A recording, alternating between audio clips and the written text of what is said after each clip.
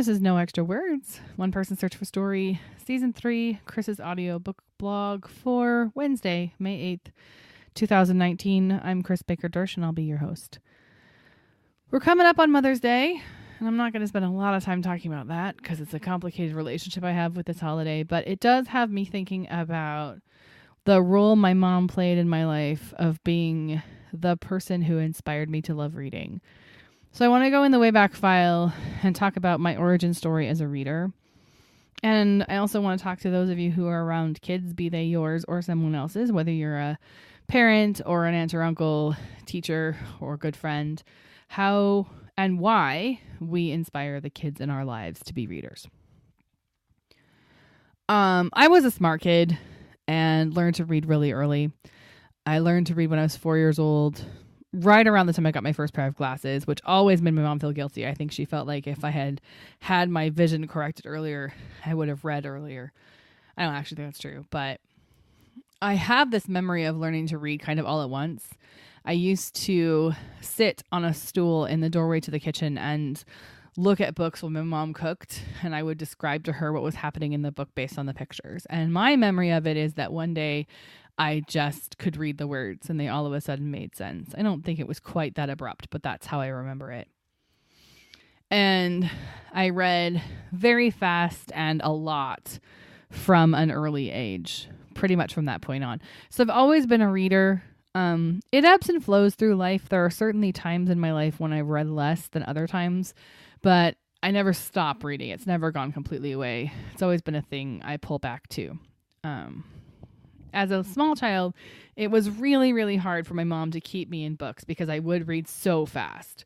And so I went through, I've said this before, I went through the entire Little House series the summer before I started kindergarten. And it was just, she had to find chapter books that were at my level mentally, that I, as a 5 and 6 year old child, could read but wouldn't be too much for me, but that would take me longer than, half an hour to get through. And this is a problem I hear about from parents all the time. If you have an early reader, it can be really hard to keep them in books because, especially if you have a fast reader, they just go through them. But in terms of who inspired me to love books, it really is my mom. When I think back to my childhood, I'm sure my dad read us stories. It's funny to watch my dad read to my kids now because he reads in this kind of monotone, but it's kind of funny. And I think that's probably how he did it with us. But my memory is my mom was the reader and my dad was the singer. My mom couldn't carry a tune to save her life. And so when my dad wanted to be the one who put us to bed or calmed us or whatever, he would sing to us. When it was my mom, she would read us a book.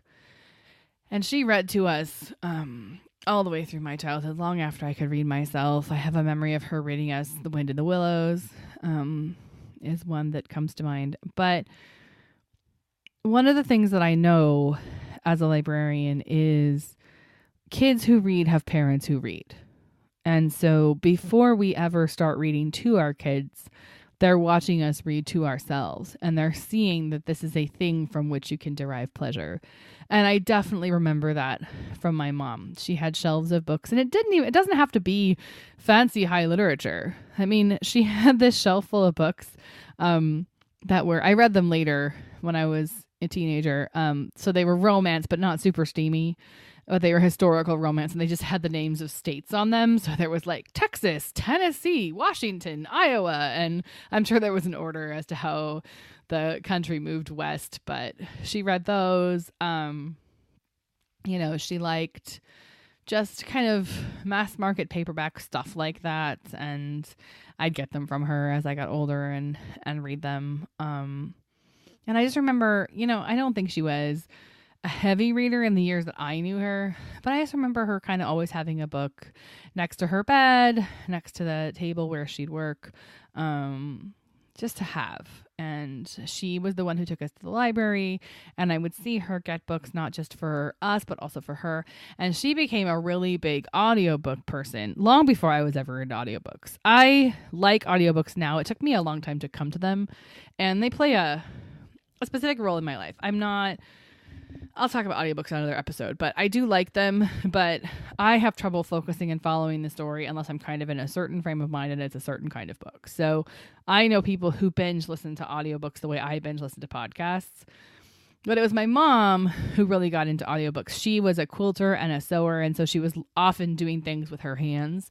And she would get audiobook after audiobook after audiobook from the library to play on her little cassette deck while she was doing that. And so she was the one who really showed me what reading for pleasure could be. And to the point where I even remember on the day that she died, which was unexpected, she had finished her book. And that was a really, really exciting thing for her because she'd been working on this book for a while. And when she got sick, she was sitting in her chair with her book. So it was a lifelong thing for her. And my dad was not as much of a reader when I was a kid in terms of books.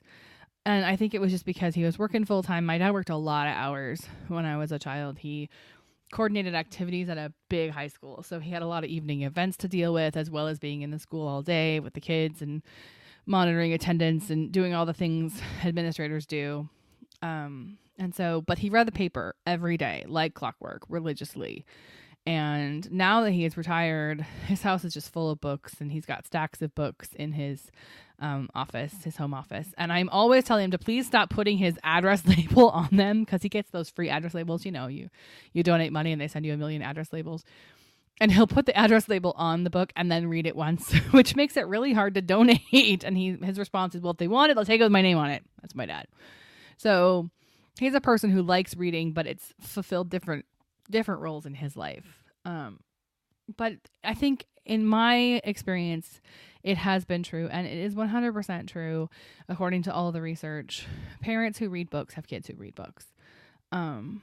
And so a couple of tips for those of you out there who are around kids is to let them see you enjoy all kinds of books, both the books you're reading to them and the books you're reading to yourself. And if you're not reading anything to yourself right now because you have little kids, and that's hard and time consuming, and believe me, I understand. I've been there. Thinking about how you can fit a book or two into your routine can be really, really good self-care. As well as being good for your kids. So I think it's a good reminder to all of us as parents that the taking care of yourself is taking care of your children. And when we fail to take care of ourselves, we're not doing our children a service. And so let them see you enjoy books. Let them see you enjoy libraries. Enjoy books together. My husband is reading the BFG to our son right now, and he's loving it. I've been reading him the Mouse and the Motorcycle series because he's really into mice right now, and his dad just read him Stuart Little. And so we read a lot of picture books. We go through stacks and stacks of them, but we also, each of us usually has a chapter book going with him at any given time. And we kind of stick with the same person reading it so we can follow the story together. Like I will tell him, if you want that giant book, you have to ask Daddy, because that's what you and Daddy are doing together. So let yourself have that experience of enjoying books together, and then let them see you enjoy books for yourself. Let them see you wander through a library and pick up a book that's just for you. Because they're seeing that this is an activity that has value, that this is an activity that's entertaining and exciting. And you know how kids are, they want to be just like the grown-ups in their lives. I was giving this spiel to a group of new parents about a year ago, and the question came up, what about ebooks? What if my kids see me reading ebooks? Does that count? Is that the same thing? And the answer is, I don't know. I don't think there's been enough research on that yet to know if kids are getting the same import. I would think that kids who are old enough to understand that you're reading a book might, but we do so many things on our devices that I think finding a way to differentiate for your kids what reading for pleasure looks like versus what scrolling on a phone looks like can be a good thing. So I would encourage you to add some kind of print media. And this is just me off the top of my head. I don't know. Like I say, the research is not clear. But I don't think adding some kind of print media, be that a print book, a magazine, a newspaper, whatever it is to your world, lets kids really connect the dots between reading and pleasure. Me, myself, I'm not an ebook person, but I do understand that for some people, ebooks are a little easier to navigate in this time of having little kids that are less likely to get torn to pieces and that kind of stuff. I do get that. But I also think that part of the act of reading is it's a slow form media. You're unplugging from the very fast paced media world we live in and doing something that slows you down a little bit. And you can certainly do that with ebooks, but I think your kids are going to have a harder time seeing that association if they only ever see you on devices. So think about how you can do that, I think will help. Or at least, maybe have the physical books in your home, get them from the library or something, even if you only are dipping into them and you're doing your real reading on the iPad at night when the kids are asleep. I just think having them around can be super helpful. Just seeing you excited about books and living in a print-rich environment is very good for kids. The research, when we correct for everything else, when we correct for socioeconomic status and education level of parents and all the things that we know set kids up for school success automatically because there's a lot of privilege built into our culture. The one thing that I shouldn't say the one thing, but one major thing that across all of those lines really helps set kids up for success in school is growing up with access to books and literature in their homes, being in that print-rich environment. And the nice thing is, pretty much all of us have access to a public library, so we don't have to have a lot of funds to give them that print-rich environment. You can go into a public library and check out a bag full of 30 books once a week through your kid's entire childhood. Probably will cost you a few bucks in overdue fines here and there, but you don't have to pay for the books and you can still create that environment for your kids. So a couple of tips there. We're going to talk next week about summer reading and about the absolute necessity of reading what you love rather than what you think you have to read. But I think especially for if you are a parent, indulging in whatever kind of reading makes you happy does not matter what you are reading at all. Research has shown that it doesn't matter what you're reading to your kids. It doesn't matter what you're reading to yourselves. When they're little, the act of reading is what counts. So you can read all of the sparkly princess books your 8-year-old wants, provided you can tolerate them. It's okay for parents to let books go on vacation when they're driving them nuts and they're helping her. And you can read all the trashy romance novels you want. And the act of seeing you do that is also helping your kids. So let yourself off the hook. Nobody's asking you to read Homer. If you don't like classic children's books, don't read them to your kids. It's fine. You can pick up whatever looks like fun. It's not a big deal. I had somebody ask me something a while back that challenged me. Her question was, does it matter that we raise kids to love books? She's like, okay, so you love books. That's your thing. You get it from your mom who loved books. That's her thing. That's fine. But what if we raise kids who don't love books? What if what if I have a kid who loves soccer or who loves painting or who loves music? What if I have a kid who these other things fill in the place in their life that books fill in for yours? Well, first of all, I did do all those things.